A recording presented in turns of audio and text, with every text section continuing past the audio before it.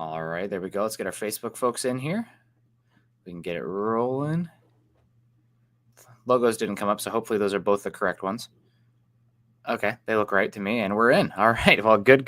Welcome in. It is Wednesday morning, the 11th of December, and it's time for an episode of Broncos for Breakfast. It's Scott and I, again, 3 days in a row. Good to see you, Scott. We just got done talking the Falcons, team that's on the other end of the spectrum of the Broncos. I know the years we've done the shows together, the Falcons and the Broncos have been a little bit intertwined, and this season it seems to be a little bit splitting on the graph this year. I would have guessed it'd have been the other way, given all the momentum and excitement and how terrible the NFC South is. But yeah, it's unfortunate for the Falcons, but good news for the Broncos.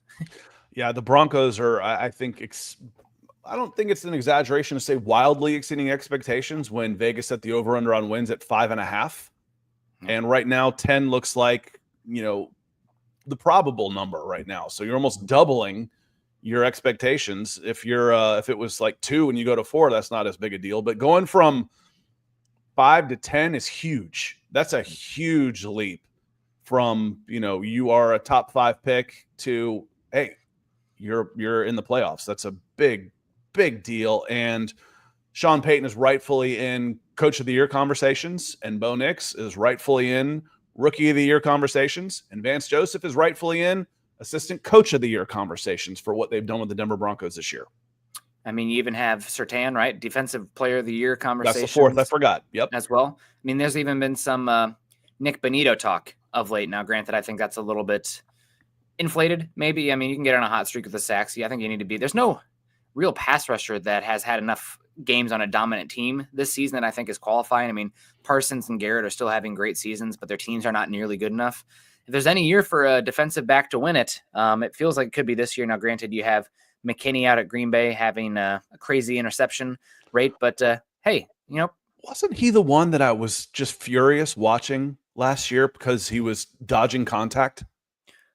Was he with the Giants last season that you're No, it was a Green Bay Packers, and he was like you're talking Jair Alexander. Okay, thank you. Yeah. I was like, that can't be the same guy. There's no way.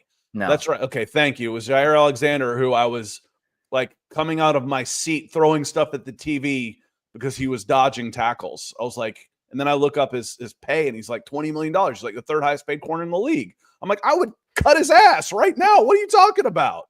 Yeah, he's also the one that went out in the field for the coin flip that wasn't supposed to be there and that caused a penalty or something. I didn't know all those things, but let's say I'm not a fan of that guy. I'm glad that's not him. Yeah, no, Jair Alexander, former first-round pick out of Louisville. That makes more sense. I'm like, how could this guy go from what I watched to this to defensive player of the year? Because it's a different guy, dumbass. Thank you very much. It happens. But yeah, no, McKinney's having a great season, ball production-wise. We'll see. A lot can happen. We still got a little less than quarter of the season left because now it's 18 game season and there's 17 played. So 4 games is not an even fourth anymore, but we're close there. And talking about more than 25% of hopefully not more than 25%, but always one of our bigger contributors here, Troy Boer, saying, hey guys, what is the plan if Moss is out for a few weeks? How's the Colts run defense? I hope we can get open on offense with a good run game. If it's a track meet again without Moss, have a great show. What is the plan if Moss is out for a few weeks? I think it's going to be Chris Abrams-Drain out there, the 5th round rookie from Mizzou who got in there at the end of the game versus the Browns. And he at least looked like he could keep up with the pass catchers. Now, granted, he is so small that I'm worried about his needing to be a little bit overly physical to play against these massive receivers that the Colts have. We saw him get beat twice on that last drive from the Browns. One of the right sideline, which was just a good play. I don't really fault that one too much. But then you had the pass interference in the end zone that took the Browns right down to the goal line before Jameis Winston threw his 3rd pick. That was almost another pick 6 to Cody Barton. But I think the plan will be Chris Abrams-Drain. I'm not sure what Denver's going to do coverage-wise. Luckily, the Colts are not a very good classic true drop back pass team because of where Anthony Richardson's at in his career right now. But yeah, I'm concerned about Chris Abrams-Drain just because he is so diminutive. He's less than 180 pounds. I think he's in the 6th percentile in size, and he was not a very good tackler at Mizzou. So that's something to watch against not a physical, but a Colts offense that has some size at the skill positions that in theory could run the rock more than they pass the ball with the quarterback options and RPOs and whatnot. And how is the Colts run defense? Porous. They are actually second worst in the NFL, Troy, at 147 yards per game, and they're a decent ways off the Dallas Cowboys. So the worst run defense is the Carolina Panthers. You've seen it. The Indianapolis Colts is next at 147 yards per game, then the Dallas Cowboys, then the New York Giants, then the LA Rams, and Washington Commanders as far as yardage given up. Now, Nick will probably look up like EPA and, how does that stuff work? Their efficiency against a run. But as far as pure numbers, what are they giving up per game? They're second worst in the NFL. And, you should be able to run the ball in some of the RPOs. And it's strange to me. I think it shows you the importance of the edge defenders because their interior line is really, really good. DeForest Buckner and Grover Stewart are both really, really good. And I think you can have a lot of success on them when they go to their reserves because there is a big drop-off. And part of that is because their starters are so good. But there's a big drop-off between their starters to Taven Bryan and Raekwon Davis for the Indianapolis Colts. And interior linemen are only playing 65% of the snaps. So half the game you're going to your reserves at defensive tackle, and you're having some joy there. Yeah, I think it's probably – I would be curious to see what the count statistics are, like if they're getting way more runs against them, because their efficiency metrics have them pretty close to middle of the pack this season against the run. So maybe it's just a thing of volume, or the defenses or the rushing offenses they've gone against. DVOA from FTN, which takes into account the strength of opponent, has them as the 19th best run defense. So which is right where they are in yards per attempt. Yards per attempt. Exactly. That's exactly where they are in yards per attempt. Is they're 12th down, which if you reverse that, let me reverse it so I don't have to figure out the math. They are 21st in yards per attempt against. They're 19th there, and they're both 15th in rush EPA and rush success rate. So just a very middling run defense. But this is something I'm hoping the Broncos can at least get a little bit of the ground game going and possess the football. Because coming into this game, the Colts are one of the worst time of possession offenses in football. They're not, surprisingly, Scott, I think this is a little bit surprising for a Sean Payton offense, but Denver's one of the worst 3-and-out offense. They are the worst 3-and-out offense in football per drive, tied with the Chargers at 30% of their offensive possessions are 3-and-outs, which is not good. Part of that is the running game. Part of that's a running game, but that's the running game. They've been, I think, 12th in early down success rate for the run. So they're not like doing terribly on those early down runs, which you'd think would be part of the issue. I think some of it's almost Bo Nix being overly aggressive on some of the drop back options rather than, can't go broke taking a profit, which is something I'd rather rein it in that way than force him to be aggressive. So I'm not worried about a big picture. It's just what the data says right now. But yeah, this is when I'm hoping the Broncos low possession game, run the ball, control it, win the turnover battle, and kind of just play one of those more grinded out games where I'm not thinking that the Colts are going to be able to consistently put together long drives. Richardson's been too erratic. They have way too many negative run rates this season. They're horrible on early down success rate as well. The Colts are. So I think that's something that hopefully we'll see the run game start to peak out a little bit for the Broncos. This won't be their toughest rushing defense test down the stretch. Also won't be their easiest. Again, middle of the pack defense. But again, coming off the bye week, if there's anything offensively I'm hoping to see other than Bo Nix do a little bit better against pressure, which again, just where we're at right now, not a long-term indictment. But I want to see the run game just be a little bit more efficient. DVOA has them as the 27th best rush offense this season, not getting a lot of explosives from that unit as either. Obviously, you had that Saints game, you had the Falcons game where they looked really good. Other than that, though, this season, not great. Maybe a little bit of hope against the Browns. You saw Jaleel McLaughlin in the second half really start to get together. That Broncos running offense metrics came out okay against the Browns despite a terrible start to the game. But we'll see. That's my biggest concern with this offense right now is the running offense. Good morning, Michael. He says, good morning, Nick and Scott on Broncos for breakfast. Go Bo Broncos. Thank you for the support on everything that we do. Nick and I are on 4 or 5 times a week, and Michael is always there. And it means a lot to us, Michael. So thank you so much. Coach Chris and Spartan, thank you for being patient. We're going to get to you. Want to take care of some fantasy business right now real quick. So I want Mile High Huddle to remember that Underdog is the place to play if you're a sports fan looking to win money while watching sports. Join over 5 million fans who are already playing on Underdog. With their pick'em game, you could win money by making entries with your favorite players, compete against other players just by selecting higher or lower on 2 or more players' stats, and you could win up to 1,000 times your money. So turn every touchdown into a win with Underdog. With their champs game, you could win up to 1,000 times your money just by choosing higher or lower on player stats like passing yards, interceptions, touchdowns, and much more. Like, for example, which Broncos running back is going to go off this week? Which one is it? Are you going to bet on that? I wouldn't bet on the running backs. I'd be betting on Nick Bonito over or under half a sack. He's got that streak going. I'm hoping it continues, especially against this Colts team that Anthony Richardson will hold on to the ball a little bit. Every dog deserves a second chance, and with the Underdog Rescues, you can get your money back and receive a promo if an early injury causes your entry to lose. So download the Underdog app today and use code MHUDDLE to get up to $1,000 in bonus cash instantly. Again, download the Underdog app today and use our code MHUDDLE to get up to $1,000 in bonus cash instantly. Every player, every touchdown, just select higher or lower on Underdog. Must be 18 plus, 19 plus Alabama, Nebraska, 19 plus in Colorado for some games, 21 plus Massachusetts and Arizona, and present in a state where Underdog Fantasy operates. Terms apply. Void in Colorado. Concerned with your play? Call 1-800-GAMBLER or visit ncpgambling.org. Arizona, 1-800-NEXT-STEP or text NEXT STEP to 53342. New York, call the 24/7 Hope line at 1-877-8-HOPE-NY or text HOPE-NY.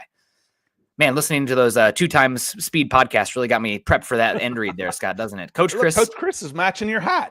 Absolutely, yeah. Kind of camouflage here. Love it. Love the orange. Says, missed you on Monday. When I do that, it makes the week seem longer. Well, don't miss us on Monday, Coach. No, it's okay. Coming off a bye week, it's all good. We did our first mock draft of the season. So if you guys want to check that out, we took Colston Loveland, tight end from Michigan, Alfred Collins, defensive tackle from Texas, and Nicholas Singleton, running back from Penn State. So if you have any thoughts on that, hit us up.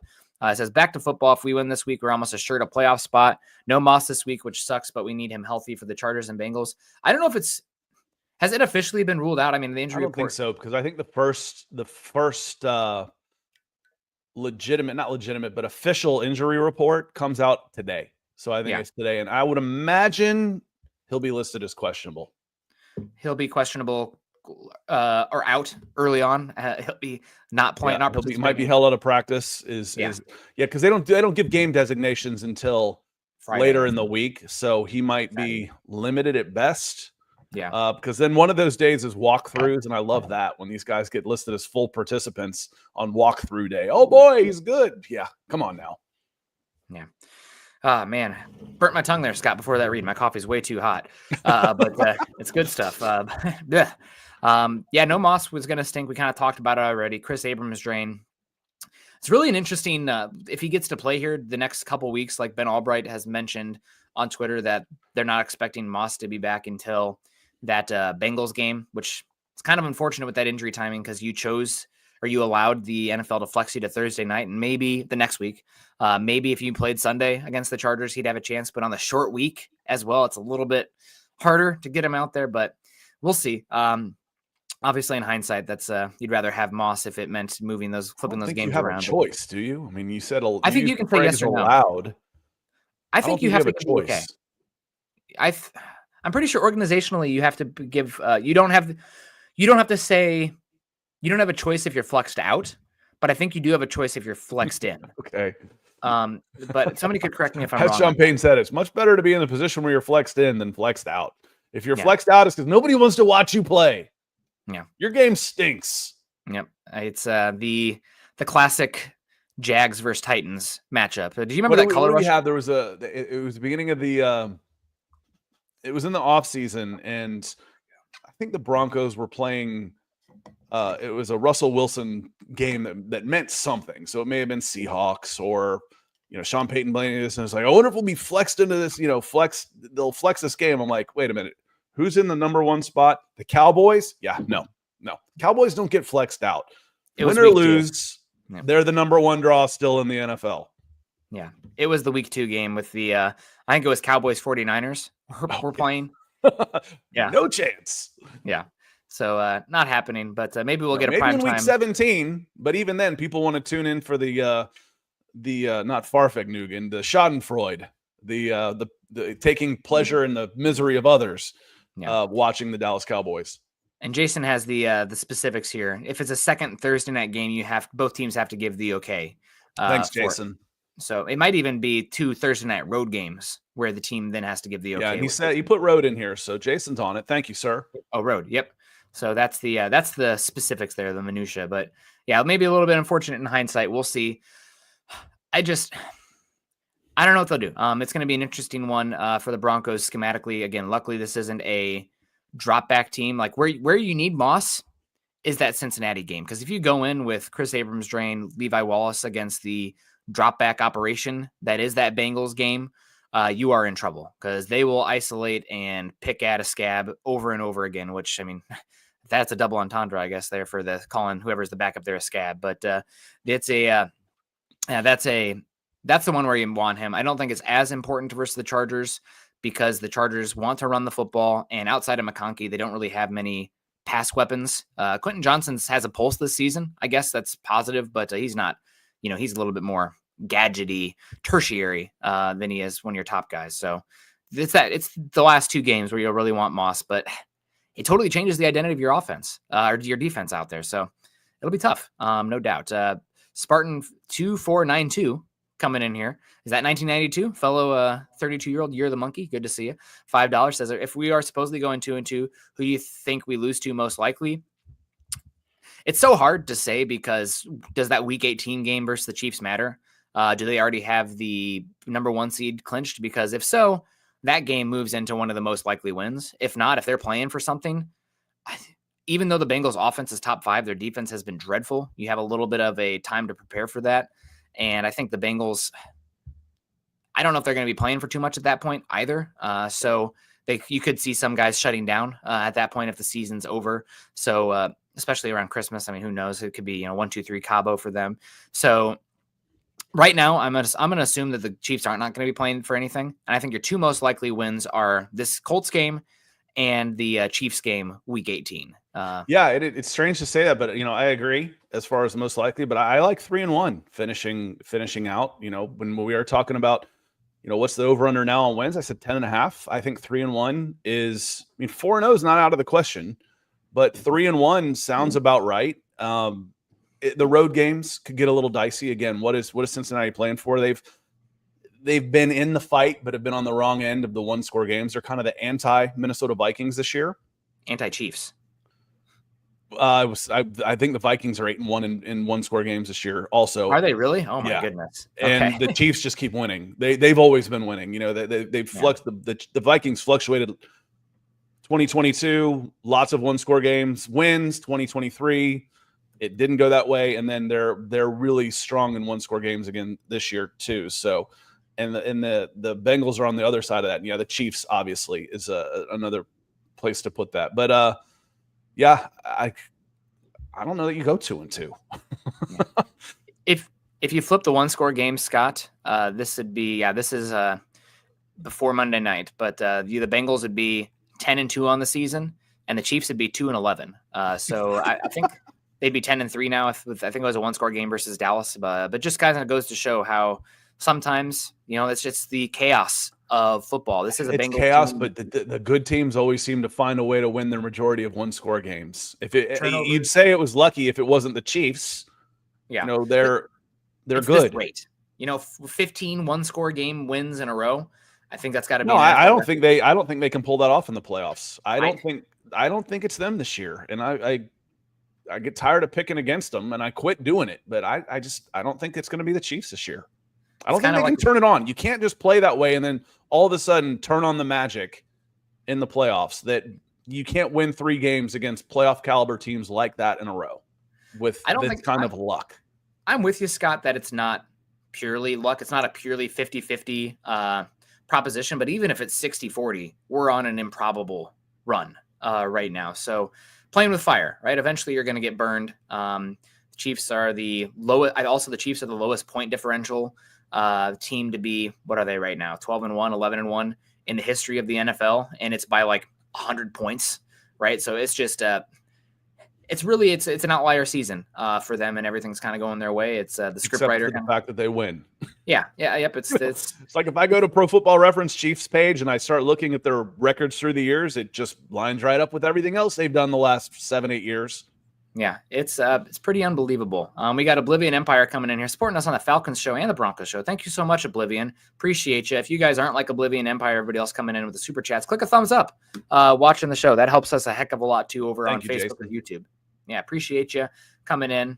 We got Richard Miles and very happy with this team so far this year. How could you not be, right? I was, after the first two, I mean, what are the Broncos right now? 8-5, 9 8-5, 9-5, 9-5. You're 9-3. Since week 3. I mean, that's a pretty damn good team. 8-5. 4 games left. 4 games left. Yeah, you're 8-5. So you're 8-3 since week 3. So I mean, we said the beginning of the season kind of weird. You played 2 of the tougher opponents.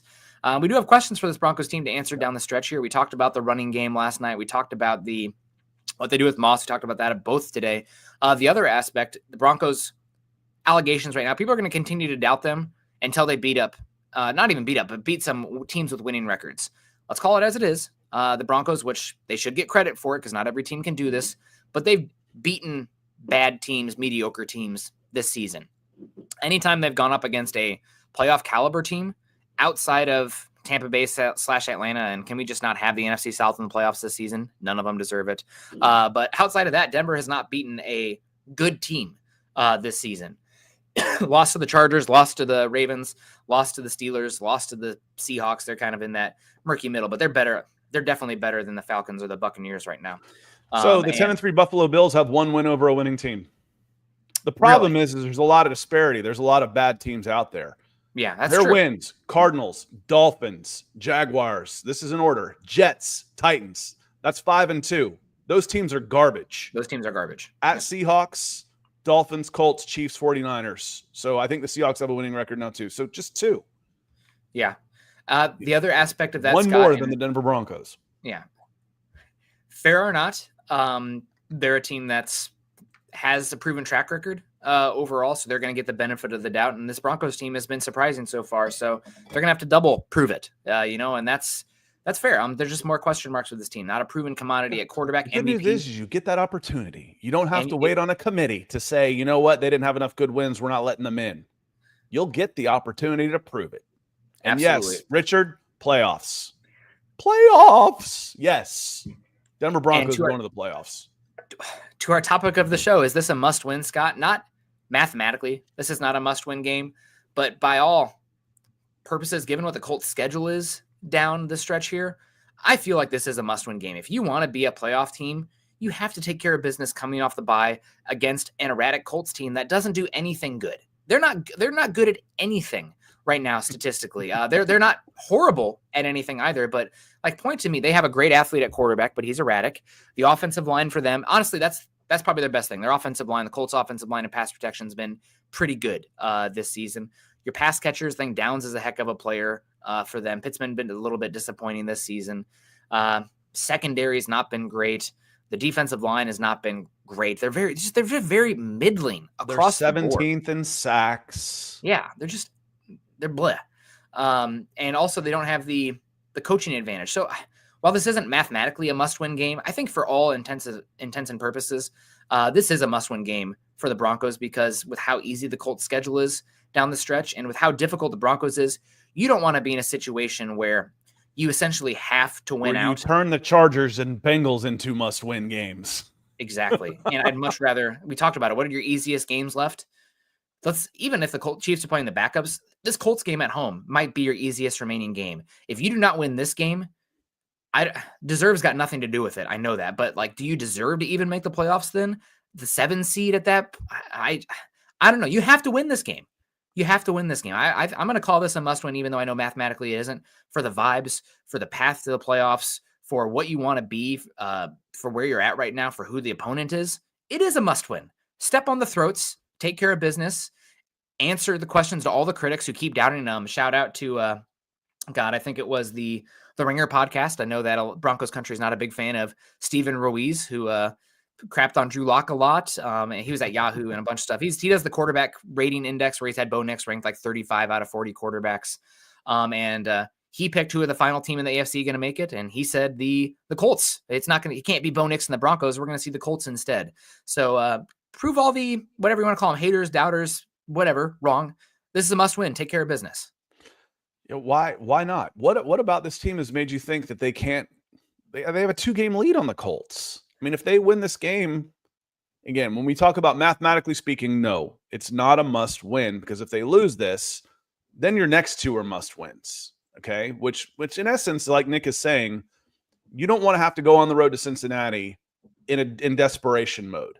You don't want to have to go on the road in LA in desperation mode. Take care of business now. What do you always like to say, Nick? Eat your veggies. Eat your veggies now. Take care of business now, and then you can, then things, the pressure comes up and you play better.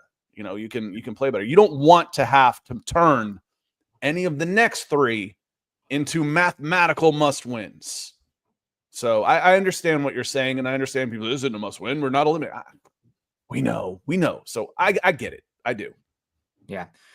So we got Jasmine coming in here, one of my favorites. Hope you're doing well, Jasmine. Hope you had a good Thanksgiving and a good holiday and are staying healthy. And hopefully your husband's not a little bit bitter right now with where the direction the Falcons are going compared to the Broncos. She says we could just win out and make our chances 100%. Your chances are 100% with a win versus the Colts and one more win. I'm pretty sure that does it. You could go 1-3 as long as your win is against the. Maybe I'm incorrect there. No, I think if you beat the Colts, it's over for them beating the Broncos mathematically. They could jump the Chargers or Ravens still in theory, but you'd have the head-to-head, and they'd be 3 games behind you. So that would be it. But if you win this Colts game and the Dolphins lose one more game, it's over. You have a playoff seed. And then the question is where, and we might, I think the Houston versus Dolphins game is on the earlier slot. We might know going into that Broncos game, the later time slot in the afternoon, that if you win, you're in the playoffs. And it's a question of what seed do you have? Where are you going in that first playoff game? So yeah, it's an easier path than that, but it all starts with a win versus the Colts. This is the most important game left on your schedule. And if you win, you really have taken care of business. And if you want to be the team you want, the disciplined, where your eyes on the playoffs and everything like that, you have to take care of this team. They are so mid that losing this one would be unacceptable. And then there'd be some very tight, whats in Dove Valley and Denver over the final 3 weeks. It's Dolphins at Texans at 1:00. And I think they've gotten some false positives, some false dawns here, because they've won 3 out of 4. The Dolphins have. At Rams, okay. Raiders, yeah, of course. Patriots, meh. Then they got beat pretty handily by the Packers. Then they've beaten the Jets. So, yeah, they've won 4 out of their last 5 games. But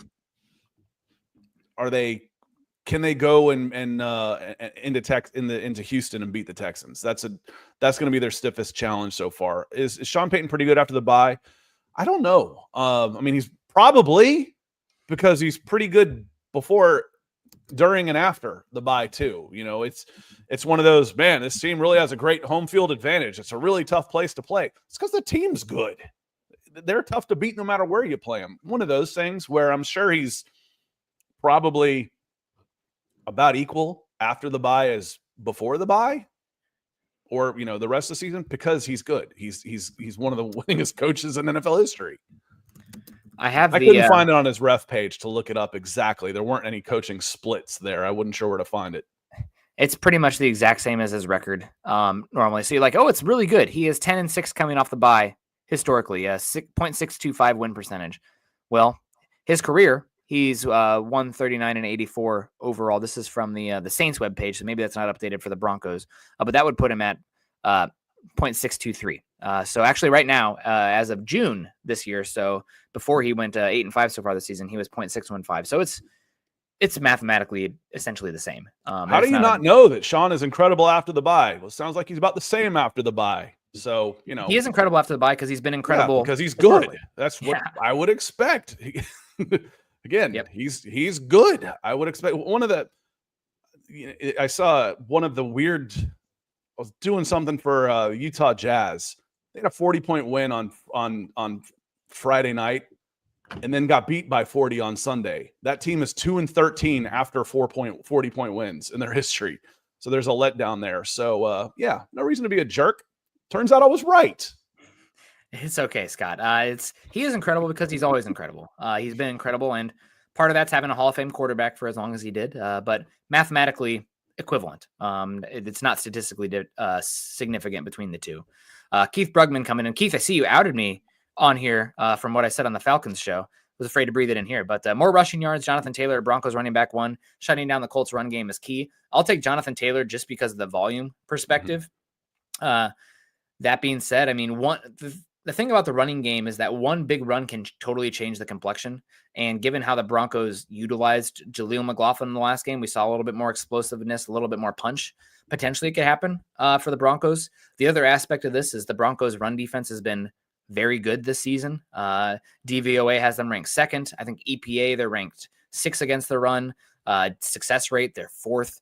And the Colts, again, we talked about earlier, they're pretty middling overall against the run. So despite the volume stats would say they're one of the worst in the league, but they're pretty middling with the advanced stats. So on paper, I think the Colts have better run game personnel right now, but the Broncos have a even bigger advantage with the defense stopping the run. So I could go either way. My gut tells me Jonathan Taylor, though. Jonathan Taylor has 20 or more carries in 6 of the last 8 games. Does a Denver Bronco player have 20 carries this year? I am not sure. My gut would say no, but you would think at least maybe once. But, my seat of the pants analytics says, I don't know that anybody's even carried it 20 times, where the Broncos don't necessarily have an RB1. They mix it around a lot, and then they share it around a lot when they do play. So where Jonathan Taylor's the guy. He's the guy. He's carrying it 20 or more times, 6 out of 8, the last 8 games. And that's where you go. When you're playing fantasy football, go with the guy that's getting the touches. Volume matters. Situation matters. Well, right now, Scott, I'm not seeing a single Bronco running back that had more than 20 carries. Now, it's not 20 touches, right? But he asked about carries. He asked about the carries there. So I'm looking here. Didn't have it from Javonte. Didn't have it from Estime. Don't have it from Jaleel either. So there you go. You did not have Beatty probably. There's no way he touched 20. That one game he had that was nice. It was even 2 drives that were nice in that Tampa Bay game. And granted, Tampa Bay's defense was not very good in that game. They were missing Vea, Cansey. I mean, it's, it is what it is. No excuses for them, but it's how Antoine Winfield too. They're another team. This matchup that is very important to the Broncos, the Chargers and Buccaneers this week. It's 2 teams that have really, really been hit by the injury bug. Mm-hmm. Jason Bonney coming in $5. Would you rather have tight end Tyler Warren round 1 and running back Devin Neal round 2, or Ashton Genty round 1 with a trade up and Dawson Knox free agency? It depends on what the trade up costs there. We kind of talked about that on Monday. If you're just trading up from, let's say, 24 to 18 and you give up a 3 and a future 6 or something, I think I'd probably rather that, just because I think you are way overdrafting out of this lot here. I think you're way overdrafting Neal, who's been good for Kansas, but he doesn't have the juice I think you typically see from one of those picks. I think he's probably one of those guys right now, given the talent of this class. I think he's probably going to be available round 4. So I think Neal, Nick, I'm gonna change this up for you, because I'm gonna go with the intent, not necessarily the letter of the law from Jason's post. Would you rather have Tyler Warren and a running back of your choice in round 2? Who do you think might be there? Or would you rather trade up and get Genty in round 1, knowing that it's going to be, like we said yesterday, it's probably going to cost you at least a 2nd round pick and Knox in free agency?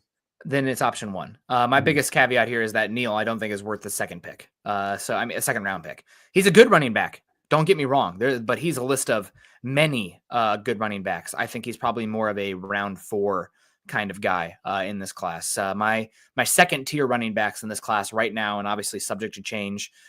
Still waiting for a lot of all 22 to come out to Caddy to the Llama. No, shout out to his Patreon, but he's my 2nd tier running backs right now are Caleb Johnson out of Iowa. I don't think I'm biased there. Dane Brugler, I think, had him in the 1st round there to the Chargers, 1 pick after the Broncos went.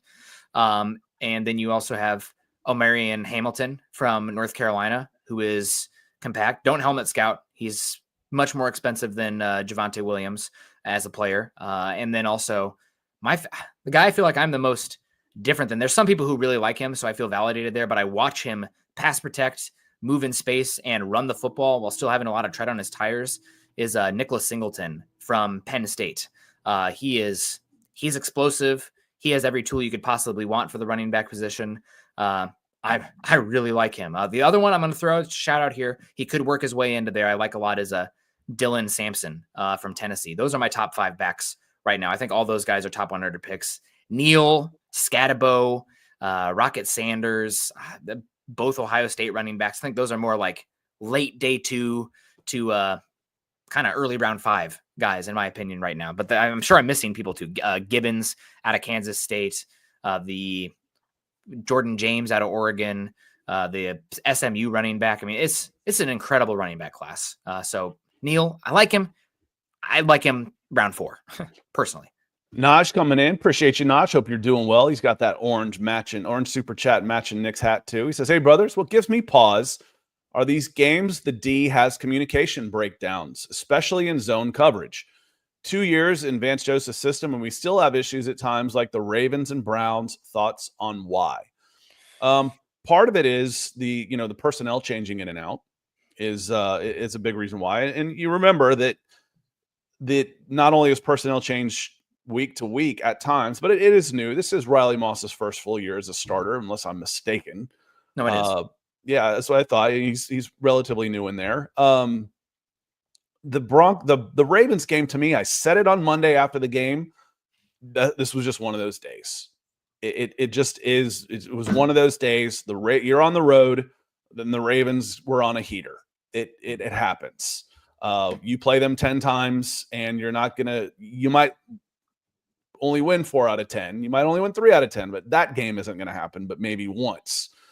It was an aberration. Now, personnel was a big reason why on the personnel change, Naj, on the Browns. And Greg Olson he did a really good job this week on one of the broadcasts he was doing, just talking about a basic philosophy. Now, this isn't written in stone, but just a basic philosophy on zone versus man is if you do not trust the quarterback's decision-making, you go more zone. So I want him to go. I expect him to make mistakes. Jameis Winston, he throws a lot of interceptions. If I do not trust the offensive skill players to beat my defensive backs, I go man. Well, you went zone with new personnel, and Jameis got hot, and there were some breakdowns in there. If you played him again, I think you man those guys up a little bit more. And when you play the Chargers, I think you man those guys up because you're not scared of their skill players on there. Ladd McConkey can kill you in man situations, but I think you run that risk without a doubt. So we'll see what happens. I think it's a lot. You have some questions at linebacker, and you don't have the most speed and length at nickel, and that can create some issues there with the triangle, also with the safety position there. And you're just built for more man. I think you're limiting what your best player does when you run man or run zone coverage with Surtain and man situations. He's a press man cornerback. That's what he does best. But you're also leaving yourself a little bit vulnerable if you're marrying that man coverage with aggression up front. We saw that with Levi Wallace, more chance for explosive plays, which can kill you. And that's the big thing here with the Colts. Colts, hard time marching the ball down the field. If you let them create explosives, though, the game can change quickly. That's what it's really like an old school, like 1960s, 1950s offense where it's like not RPOs, but like, the quarterback run, a lot of kind of condensed stuff, and then home run footballs in the pass game. Not this running the ball through the air you saw in the 2000s. It's the veer. It's what? It's the veer. It's the veer offense. Yeah. Wing T. Coach, good to see you. He says, missed the Falcon show. That's okay. But good morning, studs. Yeah. Appreciate you both, and thanks for filling in this week, Scott. Bringing the lefty out of the bullpen. That's what I'm here for. I'm that loogie, the lefty one-out guy. So appreciate the support. And Jasmine, I want to pile on with Naj. This follows up nicely with Naj's question and what his concerns. But he says, what makes you both so confident in the Broncos? What makes them scary to other teams? Is it coaching, Bo, or defense? That's it, Jasmine. And throw in special teams also. There's not a glaring weakness on this team. They don't beat themselves for the most part. The defense has been playing out of their minds, and your quarterback isn't giving the other team chances. And frankly, he's been playing well enough where he's helping you win games, not just not losing them and leaning on your defense. So the Denver Broncos, when we talk about, okay, who's coming up? Why do I feel so confident in making the playoffs? Well, we've talked about the meh that is the Indianapolis Colts this year. They don't do anything great. They don't do anything horribly except stop the run, but they don't do anything well. And they got a turnover-prone quarterback who has trouble making first downs and extending drives. That's bad. That's really bad. Yep. I look at the Bengals. The Bengals have had a lot of trouble on defense and stopping teams. Your defense matches up better than theirs. I look at the Chargers. Their offense has turned poor. It is really bad. They've got a huge weakness. Now, we might talk about breakdowns from Naj's post. These intermittentness happens from time to time, but it's not a consistent hole in your team the way it is when we talk about the Chargers right now. And the Chargers, when we start doing mock drafts and stuff, by God, we're putting an offensive skill player on that team for sure when we start doing drafts. So they're well coached. They got a quarterback that is playing well and not creating negative plays. Good offensive line. The defense is damn good, and your special teams is solid. Now, can all that get better? Yes. How come they're not Super Bowl contenders? Because all of that can still improve. Yeah. That you're not quite – there's some other teams that are like that too. But they're not all finishing in the top half. They're not finishing – the teams that you have to beat out to make a playoff spot are flawed. Yep. Denver's offense is still young and developing, and that's your fatal flaw. Probably it might be the depth on defense. Knock on wood on that one. Hopefully we don't find that out. But yeah, you're really good defensively. You're one of the top 5 defensive teams. You're one of the top 10 offensive lines in football. And you, as you mentioned, Scott, you're avoiding the negative play while being well coached and having an advantage special teams, definitely a top 10 special teams as well. So all of that together comes out to a pretty good product. Now, what's the ceiling? I don't know if you could go drive for drive against some of these better pure drop back passers in the league, because I don't think we've seen that from Bo Nix quite yet. And that's not just all on him too. That is on the weapons as well on this team and the run game. Right. But that's a big question. Why am I confident though? I'll be very confident if they beat this Colts game. Until they beat the Colts, that's pretty much it. You're pretty much in then. But I think it's a must-win game. And Scott, we got to get on out of here. My prediction, I think the Broncos are going to win this one. I think it's going to be 26-20. Denver ends up winning this one. I think the Colts have a little bit harder time scoring than that. So garbage time, maybe a touchdown at the end. I think the defense helps create shorter fields, and it's one of those games again where the numbers look fairly even. As far as like total yardage, but the Broncos are scoring more points per yard than most teams are playing. A lot of it has to do with the defense and their red zone efficiency, which is also very good. Yep. So I think it's more along the lines of, and I've used this score line before, like 27-13. I think the Broncos win this one by double digits. Yeah. Sean says Sean's 10-3 of the last 13 years. That's pretty good. So thanks for that research there. I don't have the math. Sean, I think you should come and do live shows, and I'll come in and heckle. It'll be fun. It's okay. It's that's almost an 8. Let me know when you start your channel. Yeah, that's great. Thank you so much, Sean. Thanks, Naj, again. Sorry, Scott. There we go. Expect this team is what I expect this week as a team that is very different mentally from the past 7 years. I expect them to be even keeled, focused, and confident. It'll be a tough game, but we'll be ready. The one thing that's unfortunate, 2 things that are unfortunate, is this is we talk about this being a must-win game for the Broncos. It is absolutely a must-win game for the Colts. They're going to be desperate and hungry, and they're also coming off a bye. And it was also a very confidence gaining game where they won last second and had the 2-point conversion to beat the Patriots on the road. So it's a tough game. We'll see what happens here. But yeah, thanks again for the super chat there, Naj. And Naj, there's belief in this team, and we've seen that before. The mental toughness on this, they don't fold. If this was a previous Bronco iteration of the Broncos when and they're down 10-0 and looking at here we go again with the Raiders, instead pick 6, game over. The game was over right there because the Raiders are that fragile team that was looking for reasons to quit. And it's like you're down 3 points and everything has gone against you up until that moment, and that game was over right there. So they don't fold at the earliest sign of adversity. They fight, and it's it's a team you believe in. Unless you think you're going to win every game that you play, that you're in, you're like, they're going to find a way. That's a fun team to root for. Yeah, absolutely. Well, guys, we got to get on out of here. I won't see you guys again until Wednesday morning, hopefully. Scott, of course, we have a weather event possibly happening with the drive across the country here, but we'll make it, hopefully. Michael Ronquillos, is great show today. Nick and Scott on Broncos for breakfast. Go Broncos. Appreciate you, Michael. Appreciate everyone coming in. You guys are killing it today. We had Troy Boer coming in. Incredible, $49.99 here to start. Michael Ronquillo, of course, Coach Chris a few times as well. Oblivion Empire, good to see you. Spartan in the house. Richard Miles, Jasmine a few times. Good to see Keith Brugman. Jason Bonnie, always appreciate you. Naj, Coach coming in too. Naj a couple times. So appreciate you guys so much coming in and supporting the show. You guys are the best. Make sure you're following Scott and I on Twitter. Scott is at Scout Kennedy. I'm at Nick Kendell MHH. Also follow us at Mile High Huddle. If you haven't done so yet, we're over at facebook.com/Mile High Huddle and facebook.com/Mile High Huddle pod. And as that ticker says there underneath, please subscribe, like, and share.